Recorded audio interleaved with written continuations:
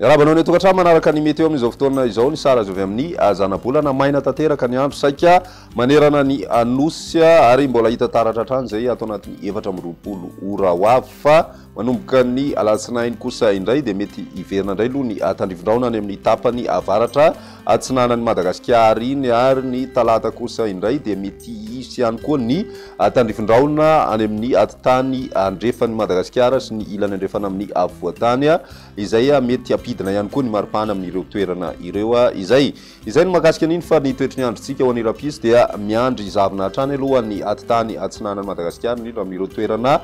feno ala sy manakaiky renirano na tanimbary ihany koa anatin'izay ho an'ny morontsiraka avaratra atsinanana kosa indray dia mandraondraona ny andro ary ny ambiny dia ny masoandro no mibatoerana ary aorian'ny zavina ihany koa dia anjakany masoandro amin'ny ankapobeny ho an'ny rapisy solakany dia mbola ny masoandro saika mibatoerana manerana ny anosy mety misy ihany ny rahona vitsy amina toerana sasany indraindray fanazana zany dia maina aloha zany amin'ny ankapobeny raha ny maripana vinavina amin'izay rapitso izay saika mahery ny 7-20 degré celsius ny maripana manerana ny anosy indrindra ho an'ny avoatany moa zany ahitana fiakarana be izay maripana izay 20 degré celsius fa any amin'ny tapany avaratra andrefan'ny Madagasikara iny hatrany no misy ny mafana indrindra any amin'ny 9 degré celsius ny maripana vovinavina any amin'ny atitany avaratra andrefan'ny Madagasikara izay ho an'ny alatsinainy dia mbola misy hatrany ny zavitany vao maraina ho an'ny ilany atsinanany avoatany sy ny atitany atsinanany anosy ny mety hisy ny tandrivondraona ny faritra savasy ny faritra analanjorofo ary ny faritra atsinanana ny ambiny kosa dia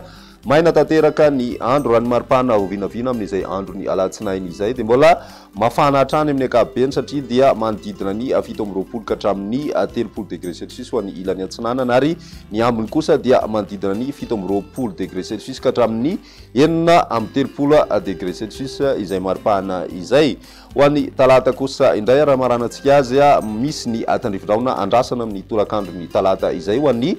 tany faritra atsimo andrefana sy ny faritra mena be iny ary ny ilany andrefan'ny avoatany toraka izay koa ny faritra anosy ny atitany faritra androy mety andraona mety hisy tandrivondraona ihany koa ho an'ny atitan'ny faritra savasy ny faritra analanjorofo ary ny faritra atsinanana ny ambiny dia maina ny andro raha ny maripana vovinavina amin'izay andro ny talata izay manodidina ny 8-20 ka hatramin'ny 1-30 ho an'ny avoatany ary 7-20 ka hatramin'ny 30 degré celsius kosa ho an'ny ilany atsinanana 30 ka hatramin'ny 9-30 degré celsius ho an'ny tapany andrefan'ny Madagasikara iray manontolo iny